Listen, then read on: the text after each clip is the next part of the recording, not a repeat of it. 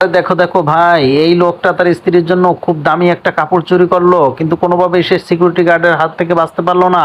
তখন তাদের দুজনকে শাস্তি দিল। শাস্তি দেওয়ার পর তারা দুজন অনেক কাঁদতে লাগলো, কিন্তু কোনোভাবেই তার স্ত্রীর মনের আশা পূর্ণ হলো না। তার স্ত্রীর একটাই চাওয়া যে আমার ওই দামি জামাটা চাই, যেভাবে হোক আমার ওই দামি জামাটা দিতে হবে। তখন ওই লোকটা প্রচুর পরিমাণে কান্না করতে থাকলো এবং অনেক কষ্ট করতে থাকলো টাকা উপার্জন করার জন্য। যেভাবে হোক তাকে ওই শাড়িটি কিনে দিতে হবে, কিন্তু যে পরিমাণ টাকা সে অর্জন করলো তাতে ওই শাড়ির দাম হবে না। তখন সে আরো পরিশ্রম করলো এবং আরো টাকা অর্জন করলো। আরো টাকা উপার্জন করার পরে তখন সে ওই জামাটি কেনার জন্য বাজারে যে গেল বন্ধুরা, তখন তারা দুজনে স্বামী স্ত্রী মিলে যখন ওই জামাটা কিনে আনলো, কিনে আনার পরে সে তার স্ত্রীকে অনেক সুন্দর লাগতেছিল। তখন তারা দুজন এরভাবে বাজার থেকে আসতেছিল, তখন তার স্ত্রীকে দেখে হঠাৎ করে একজন শিল্পপতি হাত নিয়ে নাড়া দিল। তখন তার স্ত্রী পাগল হয়ে টাকার লোভে তাকে ছেড়ে ওই শিল্পপতির সঙ্গে চলে গেল। বন্ধুরা, তার স্ত্রীর কাজটা কি কখনো ঠিক হলো বলো তোমরা? যদি ঠিক না হয়ে থাকে তাহলে তোমরা কমেন্ট বক্সে জানিয়ে যাও। আর এমন ভিডিওর জন্য কি তোমরা একটি সাবস্ক্রাইব করবে না?